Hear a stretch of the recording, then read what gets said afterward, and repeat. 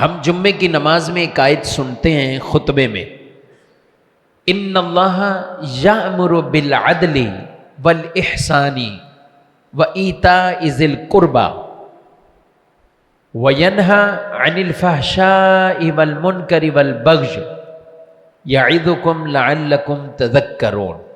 میں اور آپ سب جمعے کے خطبے کی آخری یہ آیت ہم پڑھتے سنتے ہیں، ان اللہ یامر بالعدل، اللہ تمہیں عدل کا حکم دیتا ہے۔ عدل کا حکم، عدل ہر ایک کے ساتھ ہے، لوگوں کو اللہ کے ساتھ بھی عدل کرنا ہے۔ جی ہاں، کیسے کہ اللہ وحدہ لا شریک، صرف اور صرف عبادت کے لائق وہی ذات ہے، تو یہ عدل ہے۔ اگر ہم معاذ اللہ یا کوئی اللہ کے سوا کسی اور کو بھی عبادت کے لائق جانے تو یہ عدل نہ ہوا، تو یہ شرک ہوا۔ عدل کا حکم اللہ سے بھی ہے کہ ہم اللہ کی عبادت کرتے ہیں، عدل کریں، رسول سے بھی اور مومنوں سے بھی۔ اس لیے نبی پاک صلی اللہ علیہ وسلم نے فرمایا الدین النصیحہ، دین خیرخواہی کا نام ہے، دین خیرخواہی کا نام۔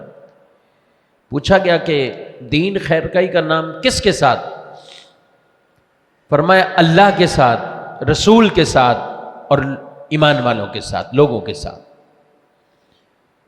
آدمی اللہ کے ساتھ کیسے؟ مطلب کہ پھر صرف اللہ کی عبادت کرے، اللہ کے سوا کسی کو عبادت کے لائق نہ جانے، اللہ کے احکامات مانے، ان کی احکامات کی پیروی کرے، تو یہ ہوا عدل۔ اس کو کہیں گے عدل، کہ اللہ کے ساتھ عدل، رسول کے ساتھ عدل۔ رسول اللہ صلی اللہ علیہ وسلم جو کچھ لے کر آئے سب کو ماننا، ایمان رکھنا اور ان پر عمل کی کوشش اور کاوشوں میں رہنا، رسول کے ساتھ عدل۔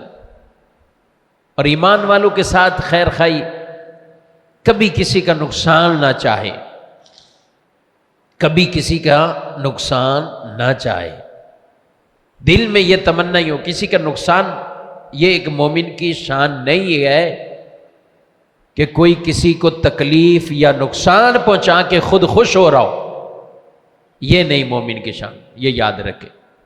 ہمیں تو اللہ کے نبی صلی اللہ علیہ وسلم نے اس قدر اس کی تعلیمات ارشاد فرمائی ہے، ادنا سے ادنا بھی نقصان کسی کو تکلیف میں پہنچانے والی بات کو،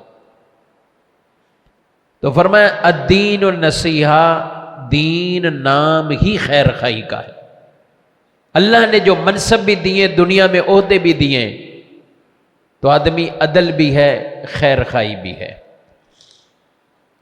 اور اگر اس کے برعکس جاتا ہے تو پھر دنیا میں بھی وہ اپنا انجام دیکھتا ہے، آخرت میں تو انجام ہے ہی، وہ تو سب کے ساتھ۔